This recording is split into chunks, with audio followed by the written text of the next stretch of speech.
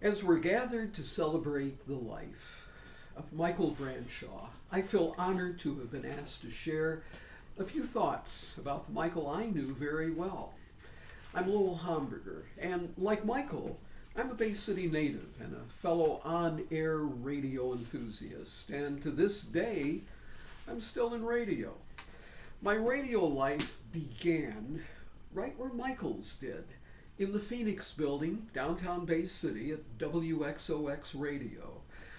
When Michael began doing a Saturday morning high school report, the station was called WWBC.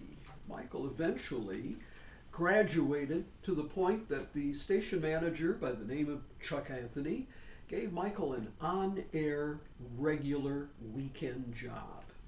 First recollection I ever had of Michael, before I even knew him in person, it was when I was driving in the car with my father.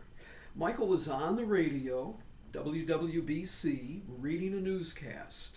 My father, sensing I had a serious interest in being in radio, urged me to listen carefully to Michael. He said, my dad's words of advice were, if you ever get on the air, you need to follow this fellow's perfect inflections and cadence and how he speaks.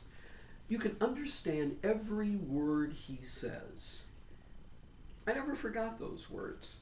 And Michael became a role model for a young college student wanting to be a radio star. Having known Michael for a good part of the last 53 years, I can tell you that his radio life was alive and well up to the sad moment this week that he took his last breath.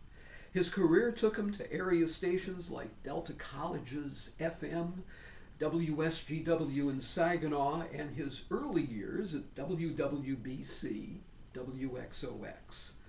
I don't think I ever knew anybody in our business who knew so much about everything radio, be it stations, networks, personalities. Michael's blood was a definite type R for radio. Personally, like all of us gathered here now, I'll miss Michael for our spirited discussions reflecting on the past and what we can do to make the business better for the future. If there ever was a true radio pro among us, it was Michael. Rest well, my friend.